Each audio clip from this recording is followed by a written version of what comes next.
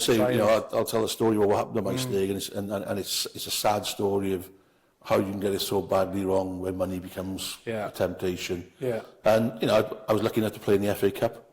I was lucky enough to play in the FA Trophy. He was a lovely. We used to train twice a week. Phil Holmes, ex-Hull City, ex-Bridgend Town, big, strong lad. And we were a bunch of journeyman lads, really. There was no great star player. Chris Williams was there, who'd been at Merthyr, played against Atalanta in the Cup Winners Cup, and people like Andrew Radford and Billy Fleming and Paul Evans and Ian Fraser and Martin Gunn.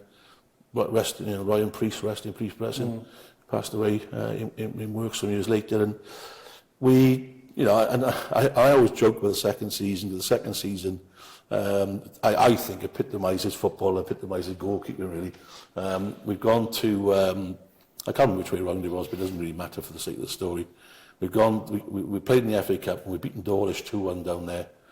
We've beaten Frome 4-0 at home. And we'd drawn Bath City in the conference at the time at Twerton Park. And we gave a good account of ourselves, and they turned us over 5-2 in the end. We gave a decent account of ourselves. They were a good side at the time. And, we went to Taunton Town the week after, and we get to travel down. Pre-match meal at the Holiday Inn, just off the junction there at Taunton. Get to the game, get beaten 6-2. So I've let 11 goals in now in 8 days. I'm thinking, I'm not sure where this goal can last. And it's the same season that this group of journeyman semi-pros, rock up at Edgar Street in Hereford. John Sillett's the manager, George Curtis is the coach. They'd won the FA Cup with Coventry. They got a couple of Spurs players on loan, and we turned them over 2-1 in the Welsh Cup. And then, of course, we beat Aberystwyth in the quarter-final 2-0. And that set up the game against Cardiff City, Ninian Park, 1992. Held them 0-0 in the first leg. I think we had a man sent off with about half hour to go, and we were never really in trouble. I think we hit the crossbar, Chris Williams hit the crossbar.